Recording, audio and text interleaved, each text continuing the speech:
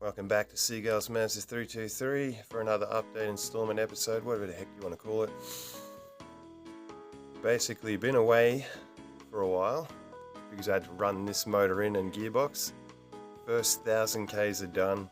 It has taken a while.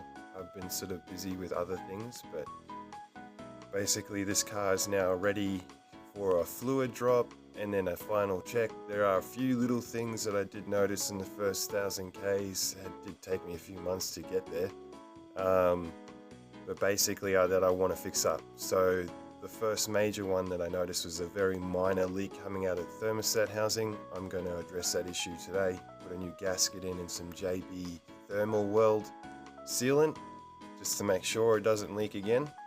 And then secondly, I got to look at the front coilover suspension height, just make sure it's even on both sides, and then double check the camber. I feel like it's still pulling a little bit to the left even though tire pressure is all good. So I'll double check all of those things, but that may take a few days for me to even get into a position to do that. But most important one is fix coolant leak. So I'll do that now. Now I've gone ahead and just removed the whole top hose off the radiator and still somewhat left the thermostat housing attached to the bottom of the top hose. I've disconnected the sensor and also just sort of wound this back so I could get onto the 12mm bolt. So it's a bolt on top and a nut on the bottom, both 12mm. This is the carbureted engine. If you're new to the channel, like, subscribe, you know the dealio. If you're sticking around and have been sticking around, I appreciate you. So here is where the thermostat housing would be. As you can see, the remnants of the gasket. I need to scrape all that off carefully.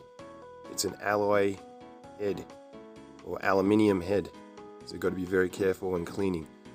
I took the thermostat out as well and just placed it back in the housing for time being. So we're going to clean all this up, put the new gasket on, and some JB thermal weld in there as well, just to help make sure it stays sealed. Put it all back together and put in Nulon coolant, because I use Nulon fluids only in this engine and in all my cars. But basically that's all I need to do today. Yeah, as I said, I am going to look at the front suspension ride height and also the front wheel camber. I think it might be a minor issue there too, but yeah, so far so good. This engine's been really good to me. This whole rebuild's been very fun. I'm now getting this car ready for like a club rego plate. I've spent so much time and energy on this car that yes, I do have the backup green one in case anything goes wrong. I can pluck parts off of that, but I think I just want to really enjoy this car now for what it is and not hammer it as much. So we may be looking to bring something else into the fold soon. So stay tuned. Well, just a quick update for today. But yeah, stay tuned. Suggestions in the comments section as to what other car you'd potentially like to see come into the channel.